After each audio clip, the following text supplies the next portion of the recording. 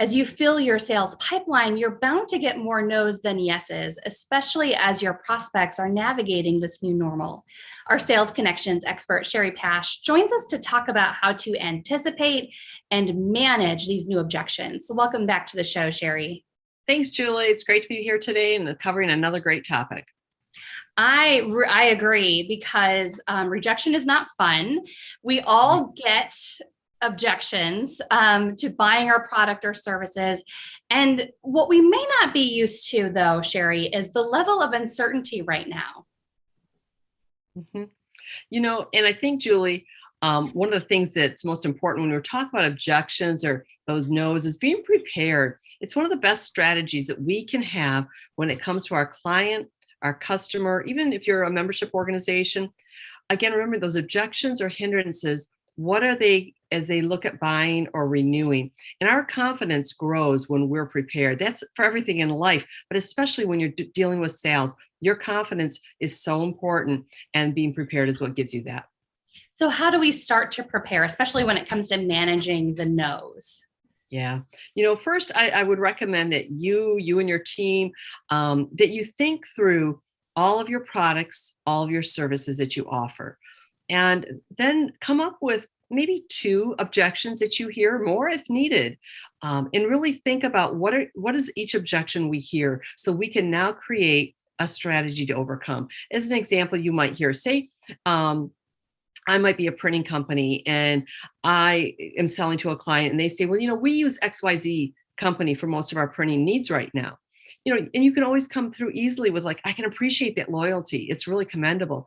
I want to be your first call, though, when they aren't able to meet a need, and ask if that client can commit to that even. So even if you can't overcome an objection, you can reply to that objection with a solution still. Because if somebody's very loyal to another service provider, it's hard to get them away, but they will at some point need another source. So it's really important, I think, that you first think through what are the objections you hear and how for every product line, every service that you provide, and then you can sit down with your team and start to work on this.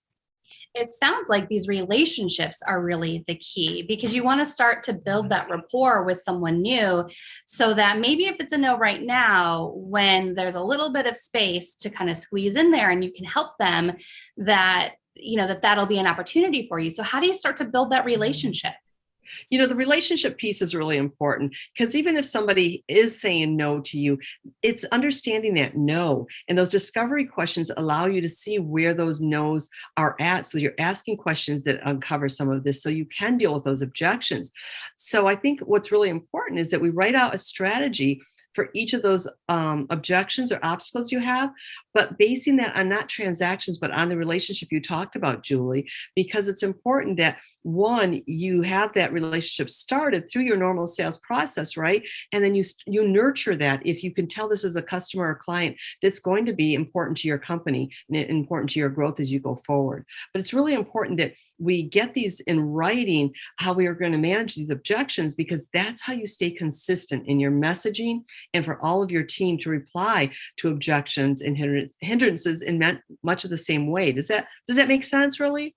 It does. So Shari, when you talk about a strategy, how in depth does this strategy need to be?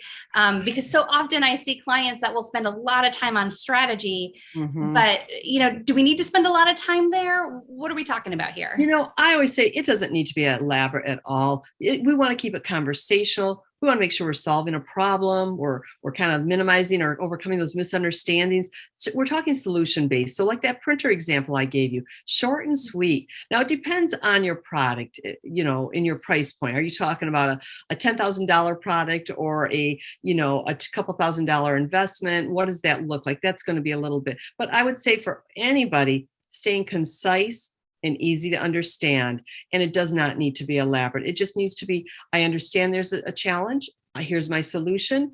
If that didn't work, then I have practiced what I will reply with. Practicing is so important with your team, getting together with your team and writing these kind of managing objection responses so that all of you feel comfortable. You're all weighing in and writing out, how do we overcome this, and put it in writing so that you can stay consistent. And when you have new people join in, right now, there's a lot of people hiring new salespeople. They know immediately, how do I deal with these objections that we get? as a company for products that we sell. Yeah, with a lot of people hiring, that means a lot of new people joining the team. What is the best approach to being able to coach and train everyone through this process?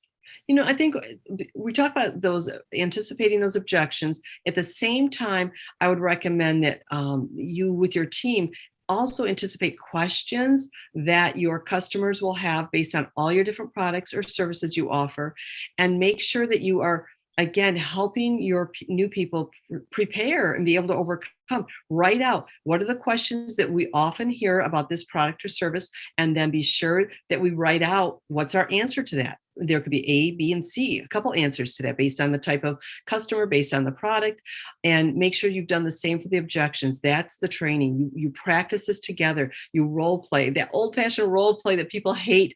It's so beneficial, though, to practice saying it out loud. It's different when you say it out loud versus what's in your head, isn't it? It absolutely is. Practice in front of the mirror, say it out loud. Yeah. Absolutely. Shari, this has been so helpful, and certainly no objections today to your leopard print. I see we managed to coordinate. So Shari, thank you so much for this information. To see more from Shari, head to expertconnections.tv and click the link for Sales Connections.